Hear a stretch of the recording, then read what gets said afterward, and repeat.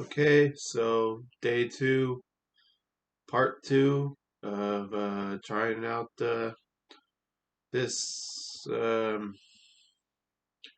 camera presence, and I guess for this little segment, I'll talk about the Lakers, and I think the Lakers are a better team than a 13 and 11 team, and but I don't think, as they're currently constructed, that they can win a title with the team they have. Uh, they haven't beaten the Nuggets in 3 years, and the Nuggets are going to be one of the most formidable teams out in the West. They also seemingly guard play struggle against the perimeter of and interiorly because they don't match up in the post interior with Minnesota. Minnesota and Denver are going to be very difficult to beat with the roster they have. So they've been talking about getting Marcus Smart and Markel Fultz and potentially like Walker Kessler or Jeremy Grant.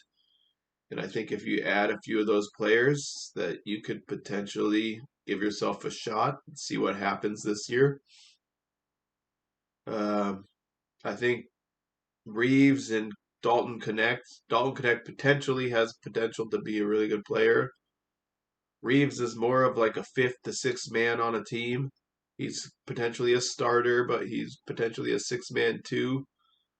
And right now he's kind of like the number three option. And a lot of times he's the initiator one option on offense. And I don't think you can win deeply into the playoffs with that type of construction of a roster in the NBA. So that's my thought on the Lakers. But I do think they're better than 13-11. They had that 6 out of 9 games where they played straight, and I think that hurt them. And Reeves was injured, so Reeves being out definitely hurt them. And yeah, we'll see what happens. They need to make a move. They've needed to make a move for like 3 years, and you don't like to say that because these guys are humans, and you're just like, yeah, trade them to some other team or something. And but they're playing for the league, and so they get paid to play around the nation. So I don't feel too bad for them. They can always move back to LA in a few years when their career is done. But it is sad moving people around like that. Um, what else? Places I'd like to go in the world. I'd like to go to Athens in Spain, and I'd like to go to Japan. Um, it's kind of interesting because, like, when you think about Japan, they're like a society that doesn't have a military now. And Athens, I would like to go to because of their history with Athenian democracy, and was just talking about this, but like this country's turning into like a Sparta. It's like it's basically Japan in the 1930s, imperial country, and everything's about fighting. Everything, I said this earlier when I was talking about the political violence and how sporting violence is basically pushing us towards political violence, it seems like, and it seems like that's deliberate. And so, anyways, yeah, those are the three places I'd like to go. I'm hesitant to share that as a schizophrenic, and I guess that there's no way to avoid the schizophrenia with these videos. So, in schizophrenia, when you like a place or you want to visit a place, some crazy, terrible thing potentially has potential to happen in that place, or some threat or whatever. Either it's a hoax and they've manufactured this thing to scare the hell out of you, or some terrorist group decided, hey, this loser Dominic, loser schizophrenic Dominic likes this place, so we're gonna do this. So they know what I'm thinking at all times because they're monitoring my brain. So I guess if I put this out into the internet or whatever, then potentially it's protection for that place. But I don't know.